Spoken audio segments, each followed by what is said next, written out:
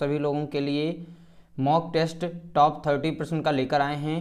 Protein का संश्लेषण होता है, इस तरीके से यहाँ पर ऑप्शन भी दिए जाएंगे।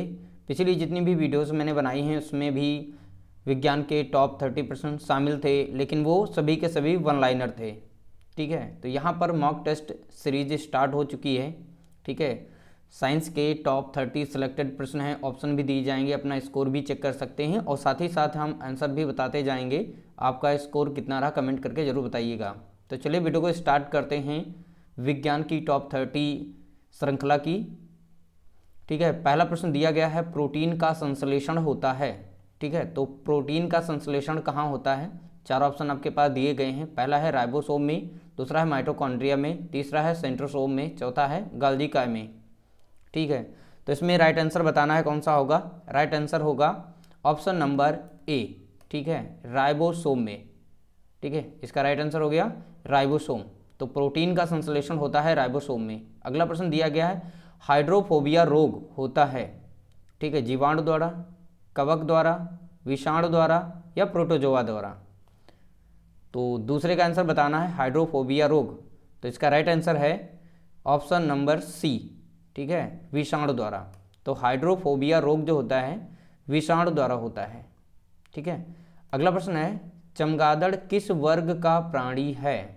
ठीक है, चमगादड़ किस वर्ग का प्राणी है? पहला है ऑप्शन मैमेलिया, दूसरा है यूथेरिया, तीसरा है प्रोटेथेरिया, चौथा है आर्थ्रोपोडा।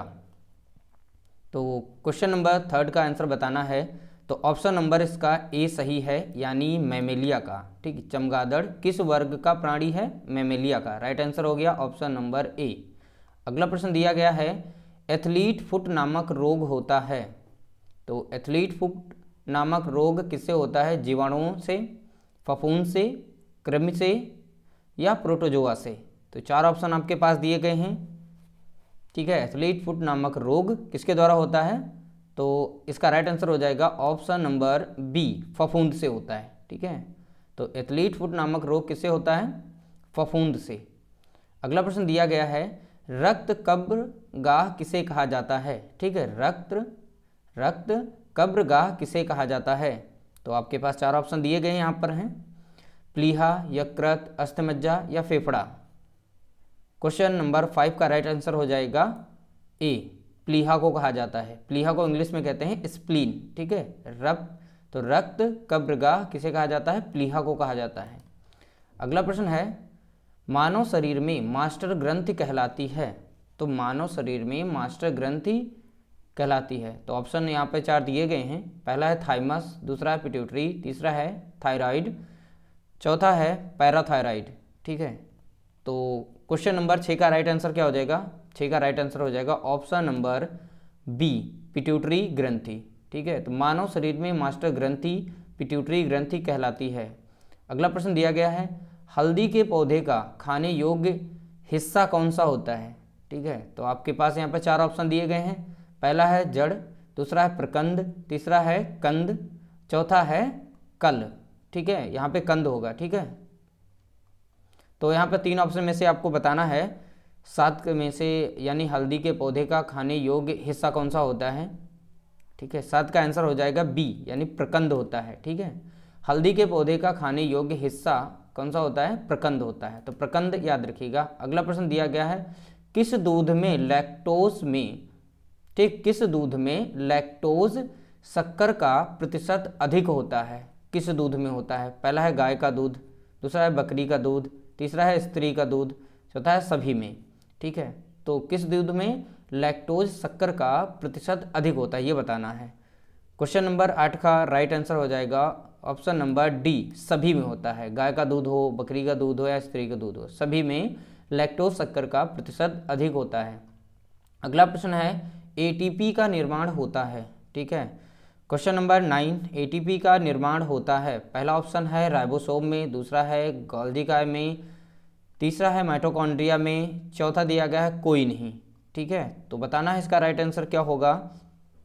राइट आंसर है सी, एटीपी का निर्माण जो है माइटोकॉन्ड्रिया में होता है। याद रखिएगा, एटीपी का निर्माण कहाँ होता है?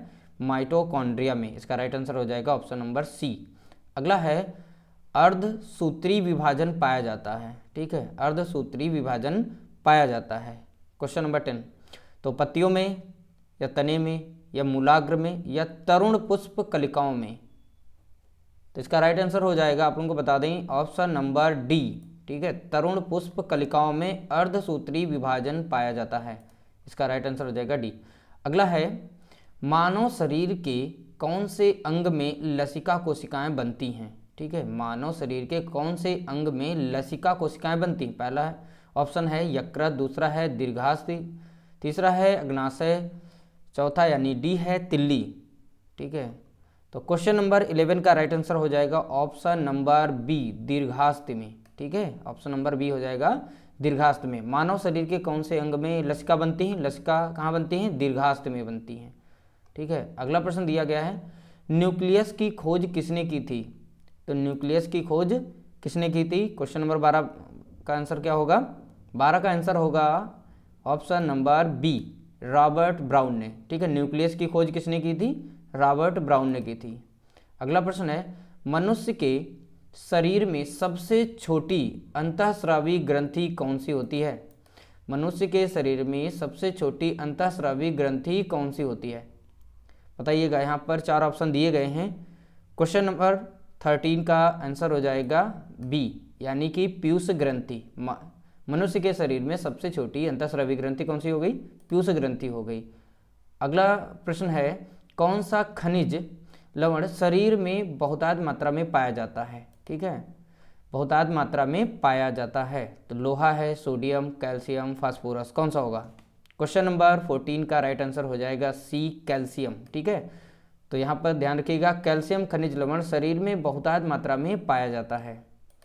अगला प्रश्न दिया गया है, श्वसन दर सबसे कम होती है। तो श्वसन दर सबसे कम होती है, तो ध्यान रखिएगा यहाँ पर भोजन करते समय, दौड़ते समय, टेनिस यहाँ पे ना होगा, टेनिस खेलते समय या निद्रा में खर्राटे भरते समय। ठीक है, श्वसन दर सबसे कम होती है, कब होती है बताना है। क्वेश्चन नंबर 15 का राइट आंसर हो जाएगा डी, निद्रा में खर्राटे भरते समय श्वसन दर सबसे कम होती है। अगला प्रश्न है, अंतर्राष्ट्रीय जैविक कृमि फार्म कहाँ स्थित है। कृमि फार्म बताना है कहाँ पर स्थित है। ऑप्शन आपके पास हैं पेरिस, लंदन, इटली, लागोस। ठीक है, 16 का राइट आंसर हो जाएगा बी, लंदन में। ठीक है, अंतर्राष्ट्रीय जैविक कृमि फार्म कहाँ स्थित है, लंदन में स्थित है। अगला प्रश्न दिया गया है, स्वस्थ मनुष्य के शरीर का ताप कितना होता है। ठीक है, हेल्दी पर्सन का जो मनुष्य है, ठीक है, उसमें ताप कितना होता है, फ़ारेनहाइट में यहाँ पर पूछा गया है। तो राइट आंसर बताना है, आपके पास कई ऑप्शन दिए गए हैं। इसका राइट आंसर है 98.6 डिग्री फ़ारेनहाइट, यानी कि ऑप्शन नंबर ए इसका सही है। अगर सेल्सियस में पूछता है तो 37 डिग्री सेल्सियस यानी 37 डिग्री सेल्सियस बताना है राइट आंसर, अगर सेल्सियस में पूछता है तो। अगर केल्विन में पूछे तो 310 केल्विन बताना है।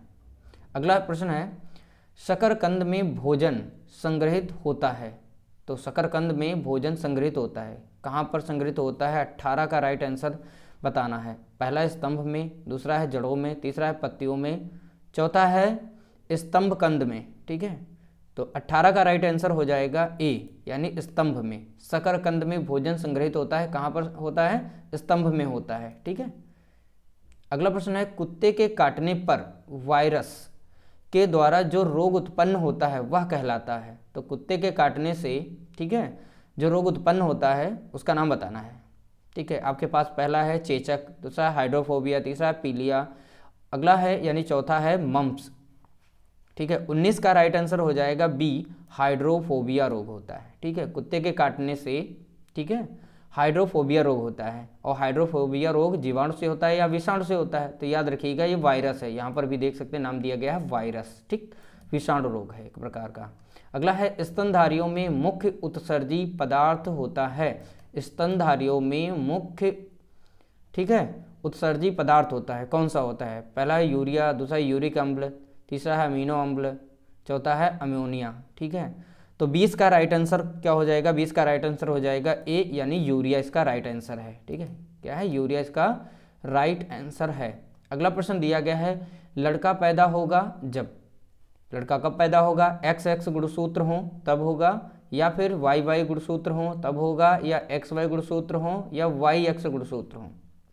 ठीक है, इसका राइट आंसर हो जाएगा XY गुणसूत्र हो, यानी ऑप्शन नंबर सी इसका राइट आंसर होगा।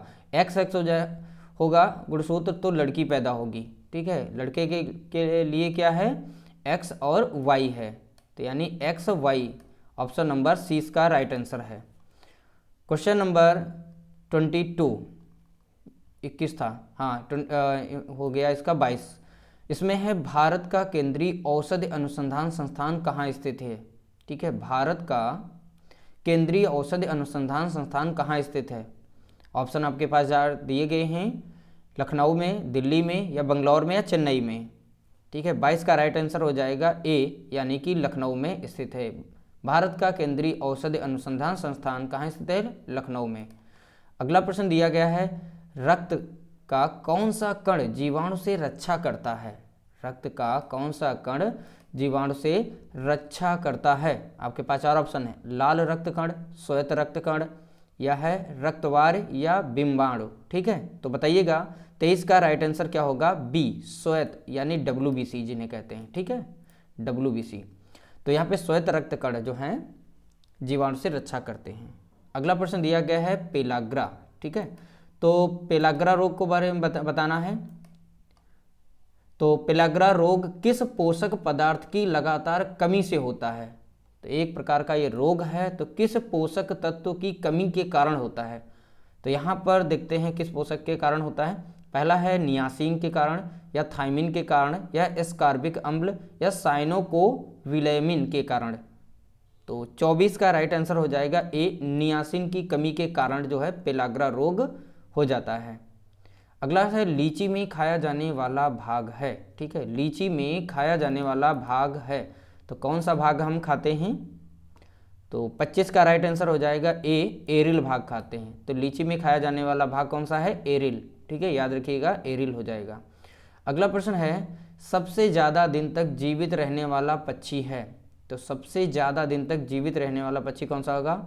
ऑप्शन नंबर ए बतख, ऑप्शन नंबर 2 डोडो, ऑप्शन नंबर 3 यानी सी ऑस्ट्रिच, ऑप्शन नंबर डी मोर। कौन सा होगा, 26 का राइट आंसर हो जाएगा सी, ऑस्ट्रिच है।